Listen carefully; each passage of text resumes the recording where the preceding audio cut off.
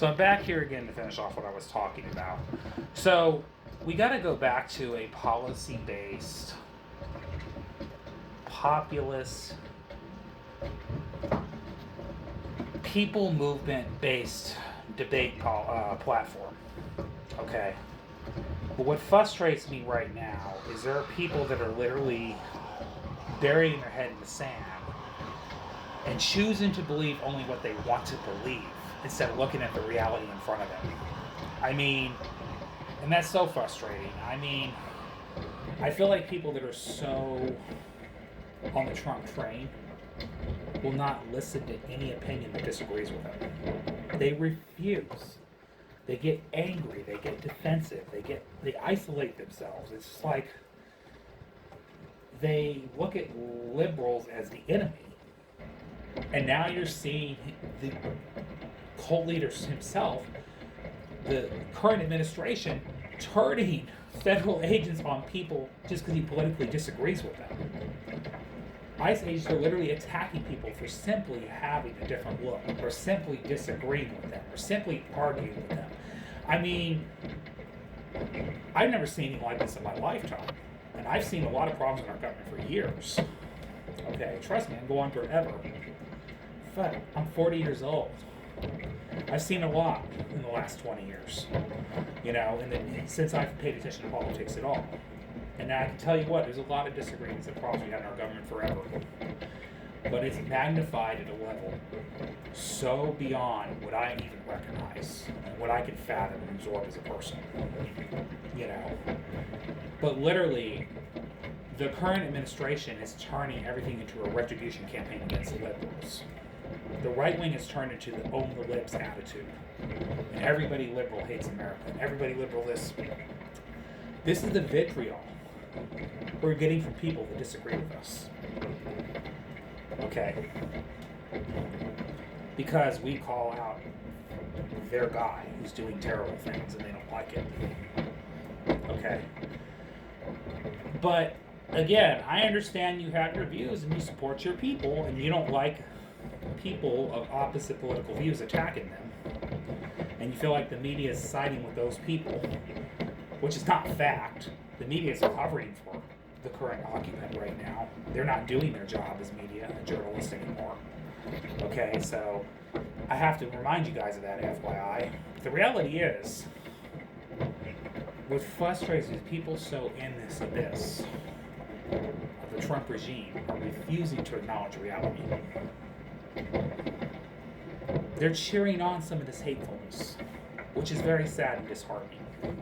Okay. And there was a time when I wanted to believe there were people that were just disenchanted and voted for who they voted for just because they wanted to feel like they were part of something. And they didn't like the political establishment. And you know what? I freaking understand that. More than anything in the world. Okay, I get it, you know.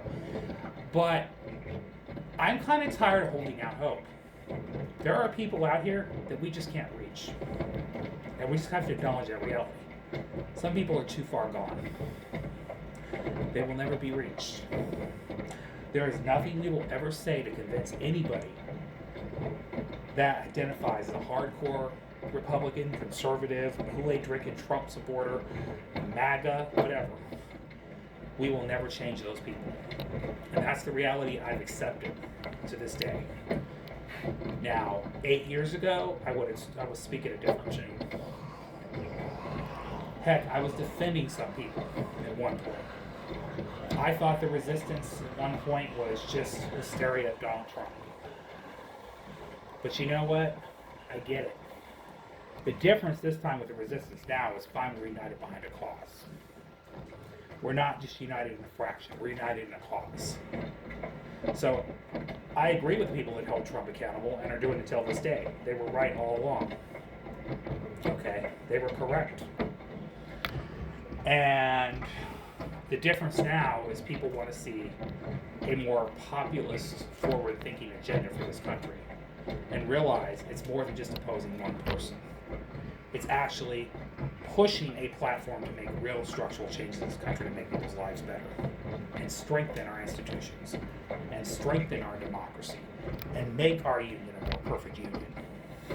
You know, and And I'm glad more people are waking up to that reality.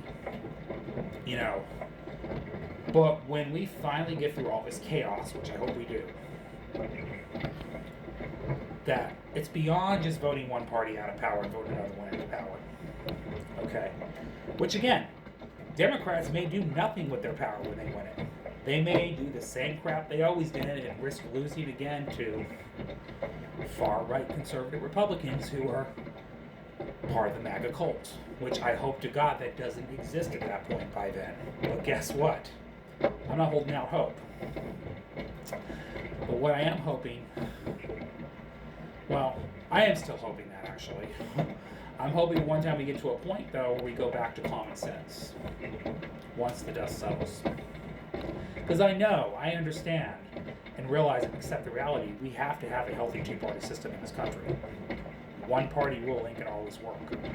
Now, in my ideal, I would vote all progressives and Democrats in every office. But I know that's not gonna happen all the time. Just like Republicans ain't gonna always win everything either, and conservatives. There will continue to be a two-party system that we're gonna have to deal with. The difference is, we got to have a healthier mentality as citizens on what we expect out of our government. That's really what needs to change, not just who's in office. We need to understand and have a commonology of what needs to make this, what we need to do to make this country better. Okay, that's what I'm hoping, and I hope we go back to a point in our lives, whether we agree with each other or not on certain things, we can have a healthy, intelligent, intellectual, policy-based debate discussion about what to do to move forward in this country. Again, America was always built on adversity and disagreement.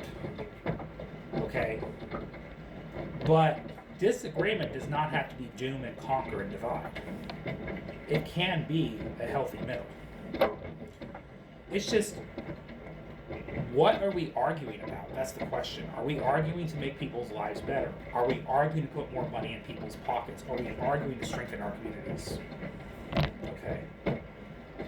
That's what I hope we debate in the future. What are we doing to make things better? But the fact that we have to argue about what's real and what's not, no. No, we need to go back to common sense. You still have to believe in medicine and science. You still have to believe in things. Now, can you be skeptical of the system? Absolutely. And I am still skeptical of the system. I'm not sitting here saying believe in everybody in the government's right all the time. I'm not that stupid, I know that. I'm skeptical of things too. I just have healthy skepticism of the government. Alright. But I just hope we go back to a point where we're debating policy and stats instead of just fighting on culture and arguing whether something's real or shouldn't be when it should be. I'm just hoping we go back to a point of common sense at some point. And I believe at some point we may get back to that point, hopefully.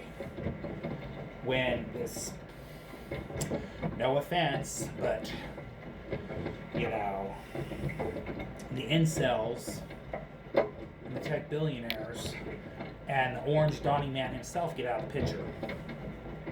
Okay. And we go back to common sense again and wanting order back in our government and accountability. Okay. Anyways, that's all I want to talk about in this video. See you all later. Have a great night. Have a great day. Have a beautiful one at that.